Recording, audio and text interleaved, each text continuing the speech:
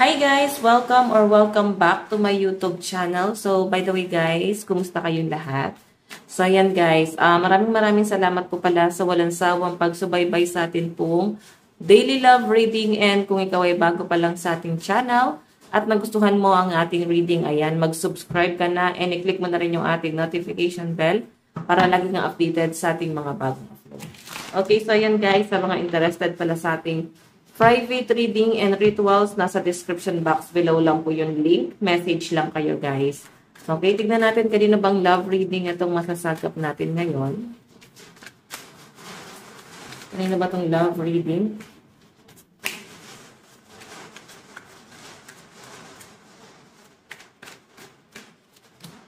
Meron tayong the sun. Okay. Happiness, success, reward, prosperity, victory. Wow. So, parang may blessing na paparating dito sa relasyon nyo ng person mo. Pwede magkakaanak na kayo. Pwede matagal nyo na to guys iniintay.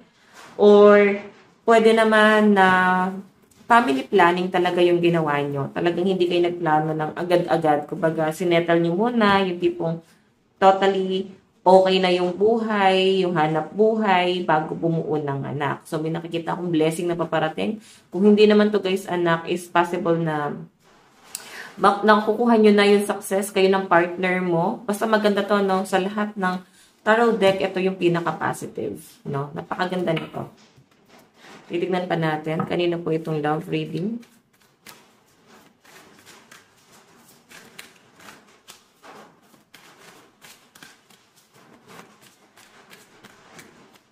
Meron po tayong 9 of Pentacles, security, gratitude, wealth, comfort, and leisure. So, yan, stability. Nakakatuwa guys kasi yung partner mo, gusto niya talagang makuha is stability para sa relationship niyong dalawa. Okay? Gusto niya ibigay sa inyo yung stability. Gusto kanya guys mabigyan ng maayos na buhay. And sobrang spoiled mo dito sa taong to. Ayan, yung iba sa inyo, kung single ka pa ngayon, pwedeng ma-meet mo na tong person na to. And may blessing agad, no? Baka, ayan, ingat kayo kung di pa kayo ready. Pero sa mga ready na guys, ay meron ako nakitang blessing dito. And ikaw, nakikita ko sa'yo na gusto mong makuha din yung stability para sa pamilyang binubuo niya ng partner mo. Okay? Tignan pa natin.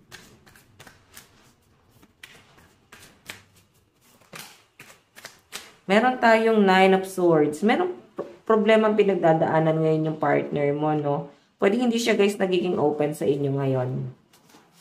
Hindi siya nagiging open kasi ayaw niya siguro na dumagdag pa sa ibang iniisip mo. Or ayaw niya na ma-disappoint ka niya, no? Ganon, ayaw niya na ma-disappoint ka dahil nga sa mga problema pinagdadaanan niya. Gusto niya maganda lang yung nakikita mo, maganda lang yung naranasan mo sa feeling niya, pero nga may negative dito and hindi siya guys nagiging open sa inyo every time may problema.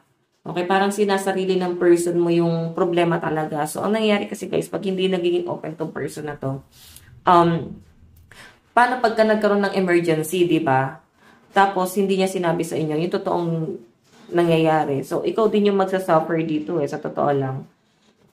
Okay, so yun, mas maganda pa rin talaga na pinag-uusapan nyo and open pa rin siya kahit na may problema kayo pinagdadaanan. Ikaw kasi sa pinapakita sa akin, nandun ka sa point na gusto mo rin na parang makinig sa kanya and lagi mong hinahanda yung sarili mo. Kumbaga parang lagi kang advance. Ganun yan. Lagi kang advance sa mga pwedeng mangyari. Ayan, para alam mo kung paano ka mag-a-adjust sa sitwasyon, lalo na kung merong nagiging conflict sa pera tong person mo, hindi niya guys ino-open sa inyo. Pwedeng malaki yung gap nyo, no? Malaki yung tanda sa inyo na tong taong to. And yun na nga guys, yung isa sa pinapakita sa akin dito. 9 of Swords, meron tong problema. And pag sobrang laki na ng problema sa kanya pa i-open sa inyo, pwede kasi guys magdulot ng pagtatalo nyo to. Pagtatalunan nyo to, no? Tignan pa natin.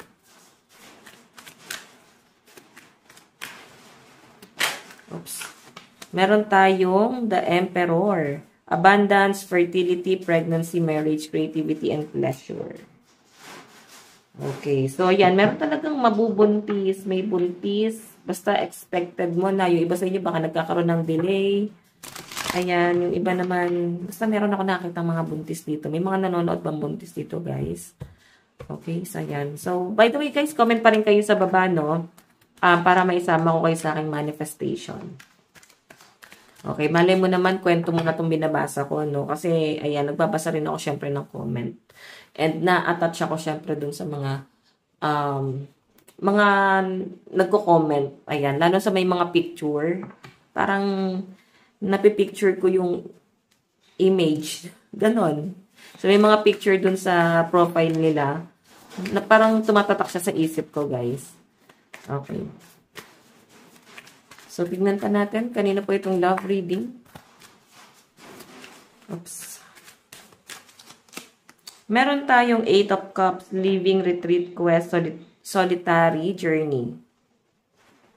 So, guys, alam mo, nawawalan ka ng gana sa taong to kasi may mga pinapangako siya sa inyo na parang hanggang pangako lang yon. May mga sinasabi siya sa inyo, guys, na parang kasinungalingan lang lahat yun. Okay, ganun ko siya nakikita. Hindi niya, guys, kayang magpakatotoo sa sinasabi niya. Medyo manipulative, ganun. Though, yung pagmamanipulate naman niya, guys, is makakabuti pa rin. Like, ayaw niya talaga kasi ipa-experience sa inyo yung hirap na pinagdadaanan niya. Parang hinahayaan niya na siya yung nag-iisip. And, yun nga, kasi pwede ka rin kasi mag-suffer dito. Okay, lalo na pag may emergency, na pagka lumala na yung problema sa kanya pag isasabihin sa inyo. Lately mo lang malalaman sa ibang tao pa. So, parang mas mahirap yun sa side mo, no? Yan yung pinapakita sa akin dyan. So, siguro dapat, pinag-uusapan nyo talaga to.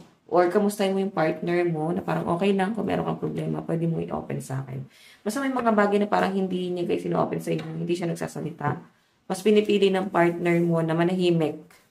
Ayan. Tingnan pa natin.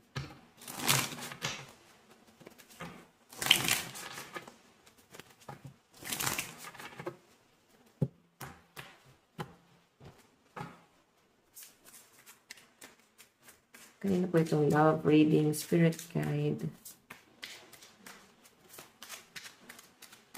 Meron tayong the world. Moving forward. Yun kasi, nakikita ko sa kanya, laging positive itong taong to. And siguro malit na bagay na lang talaga sa kanya pag nagkakaroon siya ng problema, kaya niyang i-handle. Kaya niya maging masaya kahit na may problema siya. Yan yung pinapakita sa akin dyan. Okay. Tingnan pa natin.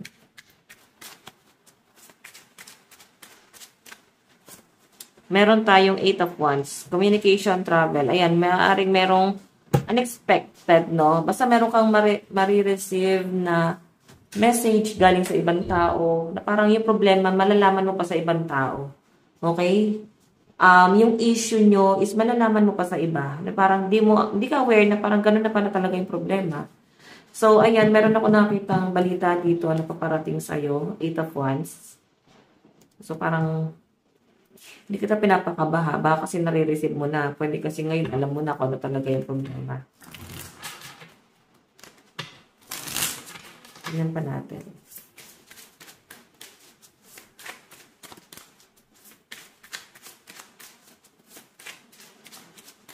Meron tayong 4 of Cups. Parang binabalikan ng nakaraan tong person mo. May naghahabol sa kanya na past person.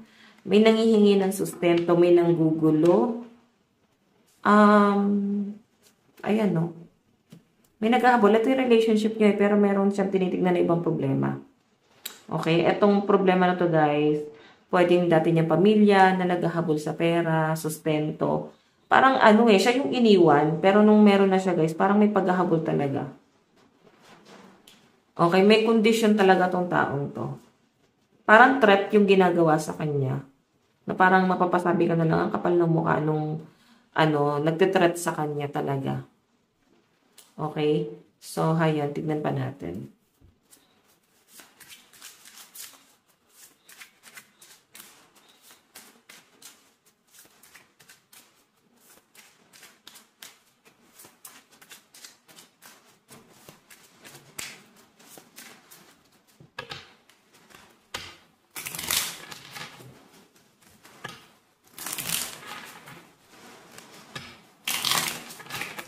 Okay.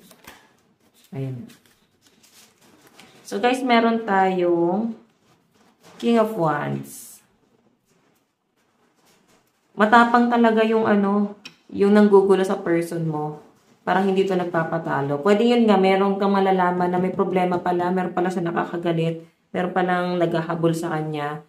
Siguro ayaw niya na i-open sa inyo kasi ayaw niya na parang ma-turn up ka sa kanya, ayaw niya na parang mawala yung pagmamahal mo sa kanya. Ayaw niya na isipin mo pa kung ano yung problema niyang kinakaharap ngayon. Kaya parang mas gusto niya guys na isettle. Ang problema kasi guys, naglilihim siya sa inyo. Parang hindi siya nagiging faithful, 'di ba? Kasi naglilihim siya. So isa 'yun sa mga nakikita kong pwedeng pagtalunan niyo na bakit tinago niya, ba't hindi niya sinabi sa inyo na 'yung pala yung problema. Parang kung ano-ano na yung haka-haka tumakbo sa isip mo. Parang ang dami niyo na guys inisip na dahilan kung bakit parang lagi siyang aloof sa inyo, lagi siyang distant. Minsan parang nababalisa siya pagkasama mo siya. So, nagiging palaisipan sa inyo, no?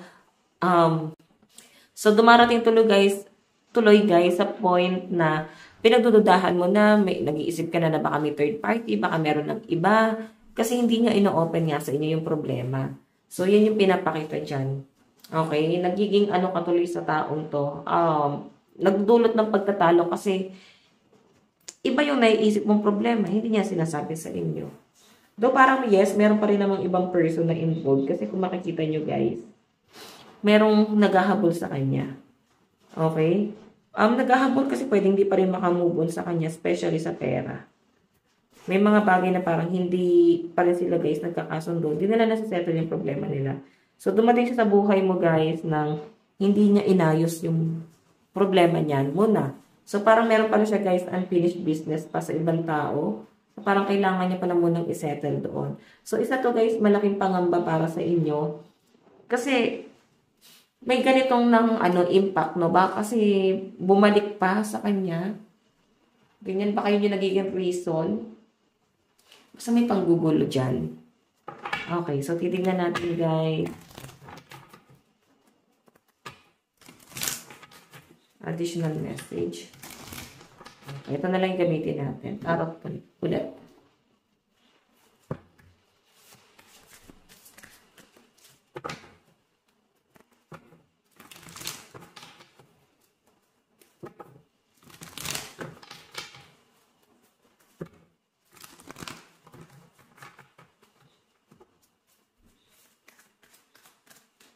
Okay.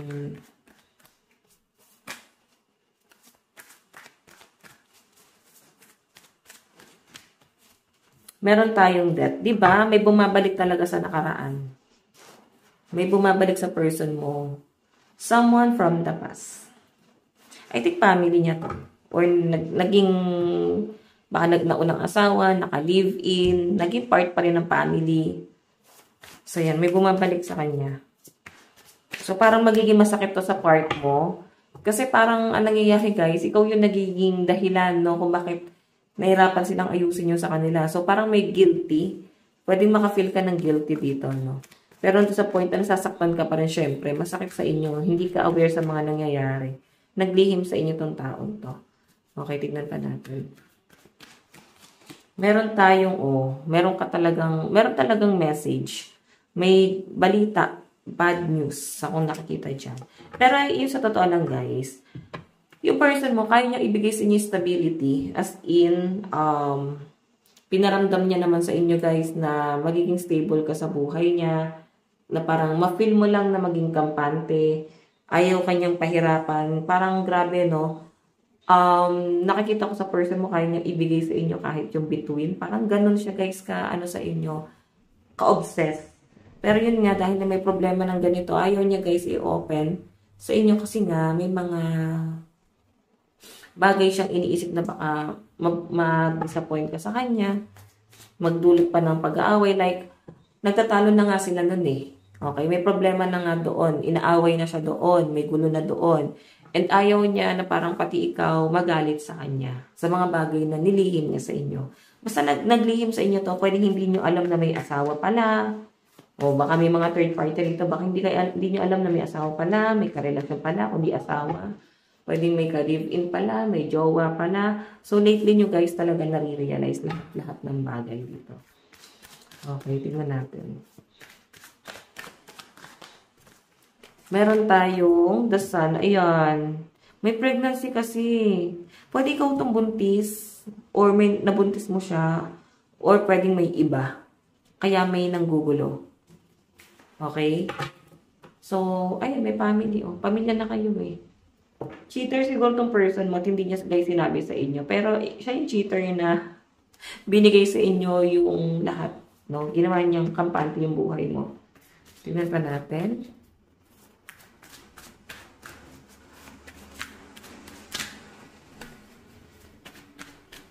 Meron tayo, third party. Pwede third party itong naghahabol sa kanya o pwede ikaw yung third party. Basta may buntis, yun yung parang pinagsasangkalan.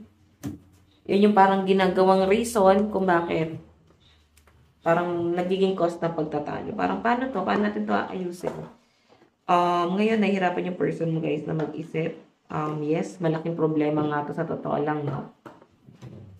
Yan yung pinapakita sa akin dyan. So, yes, ikaw na lang ang magde-decide, no, sa sarili mo kung paano ka alis dito. Pero, sobrang bigat para sa sarili mo, no? Sobrang bigat para sa end mo.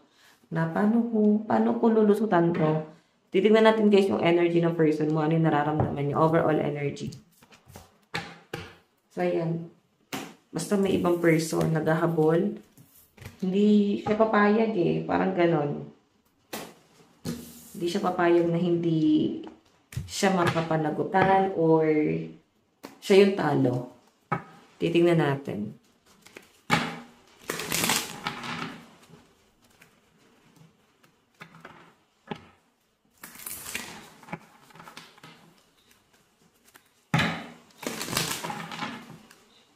Okay. Overall energy, nararamdaman ng person mo sa'yo.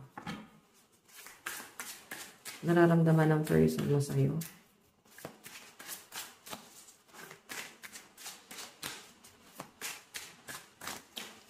Meron tayong time apart can bring us closer. Gusto niyang bigyan ka ng time. Gusto niya guys na parang mag-bonding kayong dalawa. Ayan. So siguro nung panahon kasing may problema siya, ikaw yung nandoon. Okay, ikaw yung nalapitan niya, ikaw yung nag-comfort sa kanya. Hindi siguro talaga intention, no? Na magkaroon ng malaking problema, pero nahulog siya sa inyo. So, malakas ang mga ano dito, yung parang itinago. Okay? So, una pa lang, parang dapat pinududahan nyo na, bakit hindi kayo minamay day? Bakit hindi kayo pinupost? Bakit parang dami yung account? Ganon. So, ganon pa lang guys, padududahan nyo na eh. So, ayan, medyo palaisipan sa inyo tong taong to. Bakit gano'n? Nahulog ka sa tao, masyadong misteryosa. That's something na parang may mga bagay siyang tinago sa inyo. And, ang weird ng mga nangyayari. Meron tayong, with you, I feel protected and cherished. Ayan, no? Ikaw ang nagparamdam sa kanya ng talagang may stability, na may tatanggap pa sa kanya, may magmamahal pa sa kanya, may mag-aasikaso. You know, our bound feels like on the edge of breaking. Nasa conflict talaga. Pero mahal ka niya. Nandun siya sa point na kahit komplikado to, ilalaban niya. Parang ganun. Kahit komplikado, gusto pa rin niya guys na ilaban ka or ikaw pa rin yung mahal niya. Nahulog na talaga siya sa inyo. And, yes, no? Ikaw yung gusto niya piliin. Parang nandun siya sa point na gusto kanyang piliin, pero masyadong komplikado. So, siguro meron siya guys malaking obligasyon doon or pwede itong taong to ay, ano matawag doon, yung, lalo sa ibang bansa, no? Parang nakatadhana ng ikasal sa iba. Oo, arranged marriage. Ang dami kong client na ganyan, naka-arrange marriage talaga sila. Pero, meron din guys na second wife, third wife, pwede naman yun eh, parang ganon. May mga ganon naman guys, lalo sa abroad, normal yan, okay lang yan. Okay, tingnan pa natin.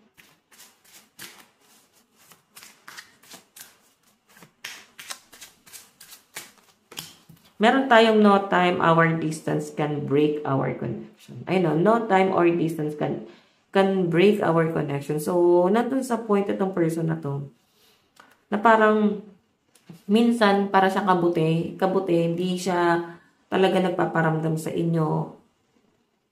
Hindi siya guys nagpapakita ng attachment sa inyo.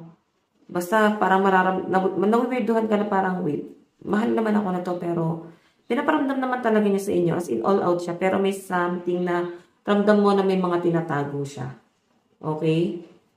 Ayan. Siguro yun ang yung dahilan. Nagkaroon na ng kaguluhan. Yung mga sinabi niya sa inyo, guys, pwedeng may mga kasinungalingan talaga siya sa inyo. Gumawa talaga siya ng paraan. As in, naging selfish talaga tong taong to. Pero, siya yung tipo ng tao na naging selfish, pero mahal ka, minahal ka naman. Selfish siya kasi hindi niya kasi sinabi sa inyo yung problema. Then, ayan, may confrontation na magaganap. So, hindi ka aware na may mga ganito palang eksena. No, meron tayong, I'm healing to love myself again. Okay, lalayo ka dito. Oo, ramdam ng person mo. Okay, ngayon, nandun siya sa point na gusto mag-ihip ng person mo.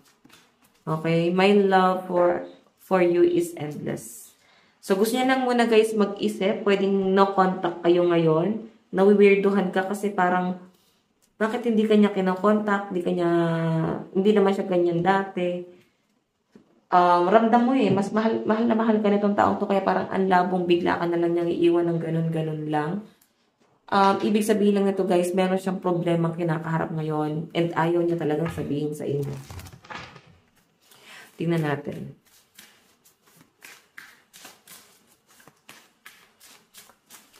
Meron tayong father wounds. My father is a big influence on my behavior now as an adult. I have challenges with connecting to the divine masculine energy within me and externally. Actually, guys, pag ito yung lumalabas sa akin, sabihin, parang siguro naging cheater din yung father nyo. Okay, hindi ko naman guys nila lahat. Kung hindi naman, baka hindi ko nasagap yung energy mo. Pwedeng cheater din, tapos parang feeling mo, sinasalo mo yung karma ng tatay mo. Okay? Pwede sa ibang bagay naman guys na may kasalanan tong magulang nyo. Sinasalo mo yung problema, yung karma nila. So, ganun. Tignan pa natin, meron tayong you feel like home. O pwede naman guys, tatay niya pala, no? Tapos ginagaya niya, iniidolo niya. Kaya sabi dito, my father is a big influence on my behavior now as an adult. Ibig sabihin, pwedeng yung father niya guys, yung cheater, tapos ginagawa niya ngayon. Pinilit naman niya sigurong wag gawin yung ganung bagay pero nangyayari sa kanya. Okay, tingnan natin.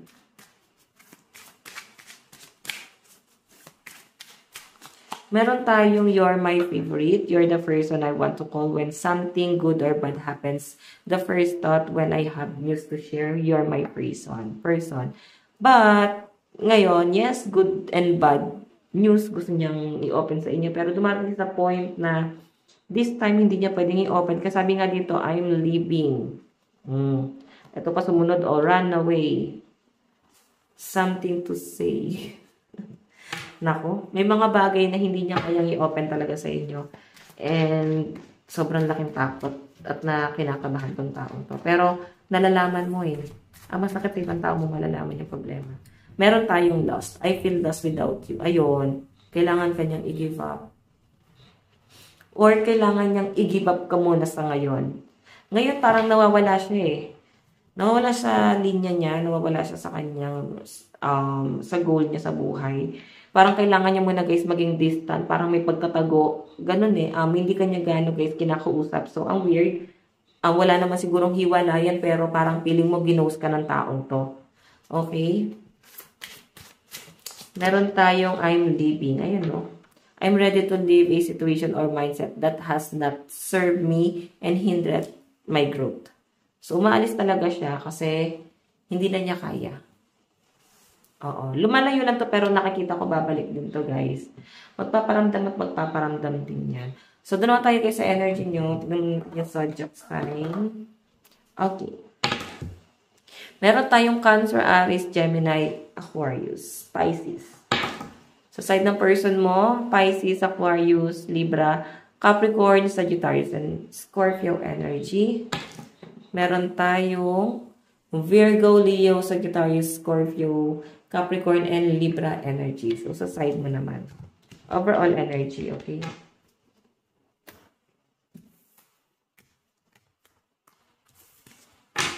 Okay. Overall energy. Nararamdaman mo sa person mo.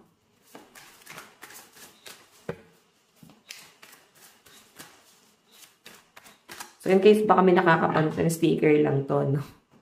Sticker lang to. Dinikit ng anak ko dyan. Okay. Overall energy mo. Baka kala niya nagpatato na ako eh. O, diba? Feeling mo sa kanya, sinungaling siya. Galit. Nagiging matalino ka dito. Ngayon, siguro naiisip mo, bakit ka nagpaikot? Ba't ka nagpaloko sa taong to? So, siguro andun ka na sa point na iisip mo, quits na kayo kasi parang nakabayad ka na rin sa kanya. So, may nakikita ko dito guys, money involved. Ano ba to? Meron siyang hiniram sigurong pera sa inyo din, parang bigla siya naglaho. So, mag-feel mo na parang ano ba to? Tinakbuhan ba ako ng taong to? Ganyan. Or pwedeng ba something na meron siyang bagay na ginawa sa inyo na nag-agrabyado ka talaga ng sobra. Kasi kung makikita mo the world, gusto mo na lumayo kasi feeling mo mas magiging successful kapag naging distant ka na sa taong to. And 5 of Swords, meron talagang gulo. May ibang involved talaga. Para ka na sa third party situation. Oo. So, nangangapa ka, di mo alam kung ano nangyayari. Sobrang gulo. Zodiac sign sa side mo. Meron tayo Sagittarius, Libra, Scorpio, Aquarius, Capricorn, and Pisces. Meron tayong Sagittarius, Leo, Capricorn, and Taurus. Meron tayong Libra, Sagittarius, Capricorn, Leo, Pisces, and Taurus energy. Okay, titignan natin. Kuha tayo ng 3 cards. 3 cards. Future. 6 of Pentacles. Charity, sharing, giving, receiving, justice, and begging. Naku. Ngayon, nagkakaroon ka ng problema sa pera. Pero magpaparamdam sa inyo to guys. Oo, mabubuhayan ka pero pagkatapos nun may marirealize ka talaga na parang, ay hindi na pala, tama na. Okay, tama na yung panggagamit, tama na yung panloloko, tama na yung pang manipulate. Parang, yes, minahal mo ko, pero tama na. So, ako din guys, tatanungin nyo, tama na kasi ang laking gulo ng ginawa ng taong to. And, hindi talaga basta-basta, baka madamay ka pa sa gulo niyan. Okay, madadamay ka pag hindi ka dumistansya sa person mo. Okay. Meron tayong missing you. I miss you. I wish things were different. Diba? Sobrang namimiss ka ng person mo ngayon. Finding myself. Sobrang nagtatago and hinahanap niya daw muna yung sarili niya. Nawawala. Kasi parang di niya nakilala yung sarili niya. You know, the future. So, sa future, gusto pa rin niya guys bumalik. Magpaparamdam. Alam mo, parang na-appreciate ka rin sa kabilang banda, pero parang sa end mo, tama na. Oo. Message ni person sa'yo. Meron tayong I left when I saw you with someone. May asawa ata to guys eh. Hindi ba kayo aware dito? May kinasama or may naghahabol sa kanya someone from the past. Then parang may mga naghahabol din sa kanya na parang patungkol sa pera. Meron tayong you speak to me through music. So, ngayon, siguro ngayon, pinangahawakan ng person mo yung mga, yung future nyo, yung mga pag-uusap nyo noon, kung yung mga pangarap nyo, yung pinlano nyo. Malaking sinungaling tong person na to, guys. Okay? Huwag kayo guys basta-basta magpapaloko. Andun sa point na yun, binigay naman niya lahat. Pero, guys, parang kasinungalingan lahat yun. Okay? Mahal ka kasi ng person mo, kaya pwedeng ibinigay niya lahat sa inyo. Pero nasa inyo pa rin yun, guys. Kung bibigyan mo pa rin ng chance yung taong yan. Meron tayong I feel you leaving me behind. So, ramdam niya yung paglayo mo, unti-unti yung pagiging cold mo. Okay, so ayan guys. Ito lang naman po ang inyong daily love reading. Bukas po ulit. God bless and love you all. Bye-bye!